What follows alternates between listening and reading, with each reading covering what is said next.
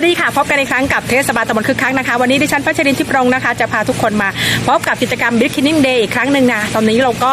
วันนี้นะคะเรากำหนดจัดกิจกรรม Beginning Day ณบริเวณหาดนางทองเพื่อเตรียมต้อนรับกิจกรรมนะคะเทศกาลกาแฟที่กำลังจะมาถึงในเขตพื้นที่ของตำบลคึกคักเรานะคะกับพังงาCoffee Journey Season 4 นะคะซึ่งกำหนดจัดนะคะครั้งแรกที่ท้ายเหมืองแล้วก็สัปดาห์นี้จะเป็นของคึกคักนะคะก็คือครั้งที่2นะคะจะอยู่ในคอนเซปต์ของ Coffee and Serve นะคะซึ่งจะจัดบริเวณณหาดนางทองซึ่งวันนี้ท่านนายกสิริธร บัวแก้วนายกเทศมนตรีตำบลคึกคักนะคะก็กำหนดนะคะให้พนักงานเจ้าหน้าที่มาร่วมกันทำกิจกรรม Beginning Day ที่นี่นะคะเดี๋ยวจะเก็บภาพบรรยากาศให้ชมกันค่ะ